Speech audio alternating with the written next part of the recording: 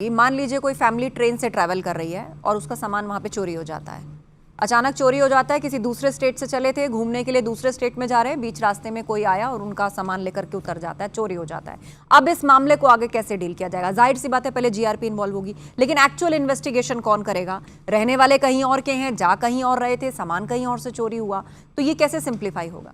देखिए आस्था जी, मेरा कंसर्न यही है, जीरो एफआईआर का कॉन्सेप्ट आपने इंट्रोड्यूस तो कर दिया भारतीय न्याय संहिता के अंदर, लेकिन अभी तक जो कॉन्टिन्यूअस चेन ऑफ ऑफेंस की बात हम करते हैं, आपके एग्जाम्पल को थोड़ा सा मैं उधर से लिंक करना चाहूँगा। ठीक है, ये जीरो एफआईआर का मुद्दा नहीं है। जीरो एफआईआर की बड़ी क्लियर सी एक प्रोपोजिशन है जो हमारे माननीय उच्चतम न्यायालय ने बहुत पहले सेट कर दी थी और अब उसको आपने एक्ट में इंट्रोड्यूस किया है।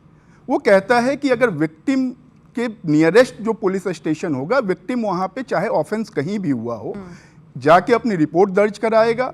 वो थाना प्रभारी जो होगा, वो एसएचओ जो होगा कंसर्न, वो उसकी रिपोर्ट दर्ज करेगा और फिर उस एफआईआर को कंसर्न थाने में जहां ज्यूरिडिक्शन बनता है ऑफेंस का, वहां वो फॉरवर्ड कर देगा। जो थाना उस ज्यूरिडिक्शन का होगा वो उसको इन्वेस्टिगेट करेगा।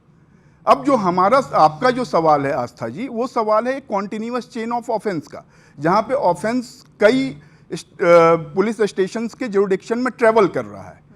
ऐसे केसेज में पुरानी प्रक्रिया में भी और नए एक्ट में भी बहुत साफ सी बात लिखी गई है कि उनमें अगर एक चेन ऑफ ऑफेंस क्रिएट होता है तो कोई भी पुलिस स्टेशन जिसके ज्यूरिडिक्शन में कोई भी पार्ट उस ऑफेंस का कमिट हुआ हो, वो पुलिस स्टेशन उसको इन्वेस्टिगेट कर सकता है।